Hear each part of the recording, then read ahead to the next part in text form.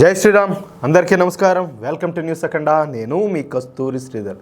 మిత్రులారా, పాపము ఈ 56 ఏళ్ళ యువనేతున్నాడు కదా, ఎవరా? రాహుల్ గాంధీ. ఈ ఫిరోజ్ జహంగీర్ గాంధీ మనవడేటువంటి ఈ రాహుల్ గాంధీ ఏయో కొన్ని అబద్ధాలు చెప్పి పోయిన సంవత్సరం జరిగినటువంటి పార్లమెంట్ ఎన్నికల్లో 543 స్థానాలకు గాను ముక్కి మూలిగి ఎట్టం కట్ట 99 స్థానాలు అయితే సంపాదించుకున్నాడు. ఏదా రాహుల్ గాంధీ వెనక నుంచి ఈ మిషనరీలు, అదేవిధంగా అరబ్ దేశాల మాఫియా ముఠాలు, అదేవిధంగా అమెరికన్ డీప్ స్టేటు, అమెరికన్ జో బైడెన్ ప్రభుత్వం, George Soros, bill gates foundation వంటి ఒక 40 సంస్థలు పనిచేసినప్పటికీ, డబ్బును రాసులుగా పోసినప్పటికీ కూడా, అలాగే అబద్ధాలతో కోట్లు కట్టినా కూడా ఈ 99 స్థానాలు తెచ్చుకునేసరికి ఈ రాహుల్ గాంధీ కింద మెందా పడాల్సి వచ్చింది. మామూలు కష్టాలు పడలేలే మావాడు. ఇక ఏ నక్షత్రాన ఈ రాహుల్ గాంధీ ప్రధాన ప్రతిపక్ష నేత అయినాడో కానీ కాంగ్రెస్ పార్టీ ఖచ్చితంగా గెలుస్తుంది అనుకున్నటువంటి ఈ హర్యానా అసెంబ్లీ ఎన్నికల్లో ఓడిపోవడమే కాకుండా భారతీయ జనతా పార్టీకి పూర్తి స్థాయిలో మెజార్టీ వచ్చింది. ఇకపోతే భారతీయ జనతా పార్టీ గ్యారెంటీగా ఓడిపోతుంది అనుకున్నటువంటి ఢిల్లీలో 48 స్థానాలతో బీజేపీ తిరుగులేని విజయాన్ని సొంతం చేసుకునింది. కాంగ్రెస్ పార్టీ ఎట్లా తెలిసిన ఢిల్లీలో పెద్ద సున్నా వచ్చింది. అది కూడా హ్యాట్రిక్. అసెంబ్లీలో హ్యాట్రిక్, పార్లమెంట్ ఎలక్షన్స్లో హ్యాట్రిక్, డబుల్ హ్యాట్రిక్ స్థానాలతో ఘన ఓటమిని సాధించింది. ఇక ఈ రాహుల్ గాంధీ ఏమనుకున్నాడో ఏమో కానీ ఇదంతా మనకు అవమానం రా, కనీసం మన వయసులన్నా వీళ్ళు దృష్టిలో పెట్టుకొని ఇది చేయడం లేదు, కనీసం పసిపిల్ల నన్ను కూడా చూడకుండా వీళ్ళ ఇష్ట ప్రకారం నన్ను ఏడిపించారని చెప్పి ఇప్పుడు ఈ రాహుల్ గాంధీ పోయి మహారాష్ట్రలోని ధారావి మీద పడినాడు. తెలుసు కదా మీకు ధారావి? మహారాష్ట్రలోని ముంబై నగరంలో ఉంటుంది. సరే, ధారావిని బీజేపీ ప్రభుత్వం అన్యాయం చేస్తుందని ధారావి ప్రజలకు తాను అండగా ఉంటా అని చెప్పి మొన్న ధారావికి పోయినాడు మా 56 ఏళ్ళ యువనేత.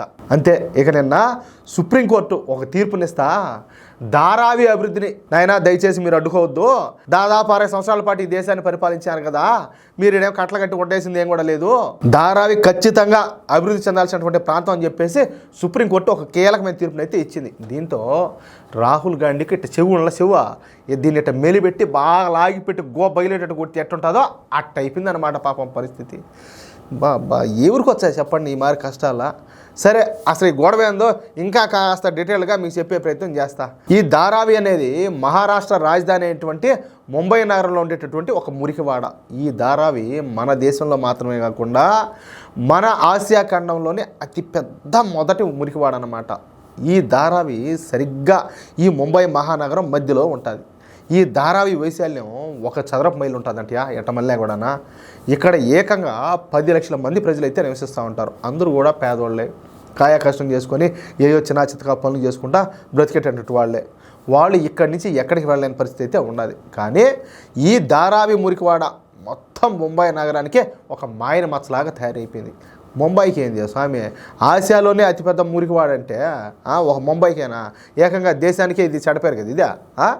అసలు మురికివాడంటే ఏలెత్తి చూపించేది ఫస్ట్ దీన్ని చూపిస్తారు ధారావిని. అందుకే ఈ ధారావి మురికివాడను అభివృద్ధి చేయాలని చెప్పేసి భారతీయ జనతా పార్టీ ప్రభుత్వం సంకల్పం తీసుకునింది. అంటే ఈ ధారావిలోని ప్రజలకు ముందుగా పునరావాసం కల్పించి, అంటే వాళ్ళకు ఉండేదానికి ఏదైనా కూడా టెంపరీగా ఇళ్ళు ఇవన్నీ అన్నమాట కల్పించి, ఈ ధారావిలోని సగం ప్రాంతంలో అన్ని సౌకర్యాలు ఉన్నటువంటి పెద్ద పెద్ద అపార్ట్మెంట్లు నిర్మించి ఆ అపార్ట్మెంట్లను అక్కడే ఉన్నటువంటి పేద ప్రజలకు అప్పగిస్తారనమాట. అంటే ఇక ఆ పేద ప్రజలు అన్ని సౌకర్యాలు కలిగినటువంటి ఆ అపార్ట్మెంట్లో శాశ్వతంగా ఉండొచ్చు.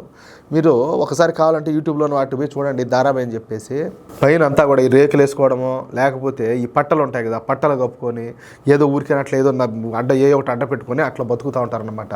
కనీసం వాన పడినా ఎండకైనా కనీసం వాళ్ళకు ఎన్ని బాధలు పడుతూ ఉంటారంటే అన్ని బాధలు పడుతూ ఉంటారు. వాన పడితే కిందికి గారుతాయి, ఎండ కనీసం నీడన్నా చదవ లేదో కూడా తెలియదు.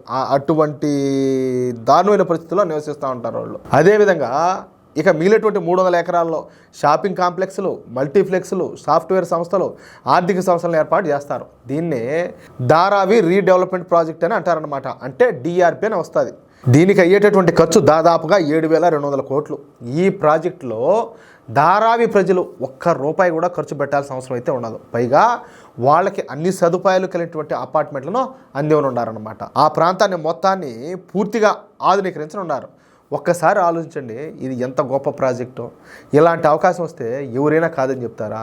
ఖచ్చితంగా చెప్పరు. కానీ చెప్పేవాళ్ళు ఉంటారు. ఎవరోళ్ళు? ఖచ్చితంగా వాళ్ళే ఈ కాంగ్రెస్ పార్టీ నాయకులు, అవునా కదా? అదేవిధంగా ఈ కాంగ్రెస్ పార్టీ నాయకుడు ఏంటంటే ఈ రాహుల్ గాంధీ. ఇక ఈ రాహుల్ గాంధీ ఈ ధారావి ప్రాజెక్టును పెద్ద ఇష్యూ చేయడానికి ప్రయత్నం చేశాడు. ఎందుకంటే వీళ్ళదంతా కూడా విషయం చెప్పే రాజకీయమే కదా. ఈ ధారావి ప్రాజెక్టును ఎలాగైనా అడ్డుకోవాలని చెప్పేసి ఇక రాహుల్ గాంధీ ఈ ధారావి ప్రాజెక్టును పెద్ద ఇష్యూ చేయడానికి ప్రయత్నం చేశాడు. ఢిల్లీ ఫేక్ రైతు దీక్ష లెవెల్లో ఈ ధారావిలో కూడా ఉద్యమాన్ని లేవదీసి రాజకీయంగా లాభం పొందామని చెప్పేసి ఒక నిర్ణయానికి వచ్చాడు. ఈ క్రమంలోనే మొన్న ఈ ధారావి మురికివాడకు పోయి అక్కడ ఉన్నటువంటి కాంగ్రెస్ కార్యకర్తలకు అందరికి కూడా చెప్పినాడు. కట్ చేస్తే నిన్న ధారావి విషయంలో సుప్రీంకోర్టు ఒక కీలకమైనటువంటి తీర్పునైతే వెలువరించిందనమాట.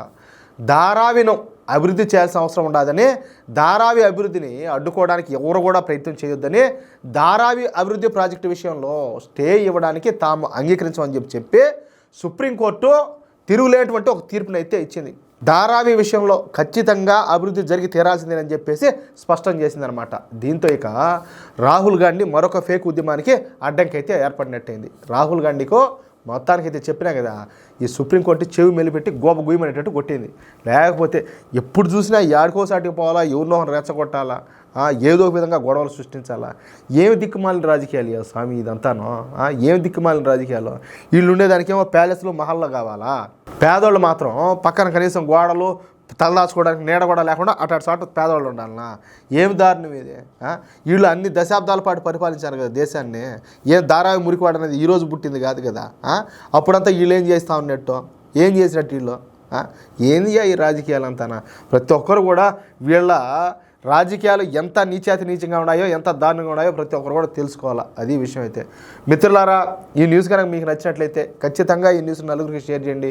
అదేవిధంగా ప్రతి ఒక్కరు కూడా మీ యొక్క అమూల్యమైన అభిప్రాయాలు ఖచ్చితంగా కామెంట్ చేయండి. అలాగే ఇంతవరకు మీరు కనుక మన ఛానల్ సబ్స్క్రైబ్ చేసుకున్నట్టయితే ప్రతి ఒక్కరు కూడా మన ఛానల్ సబ్స్క్రైబ్ చేసుకోండి, సపోర్ట్ చేయండి ప్లీజ్. జై శ్రీరామ్.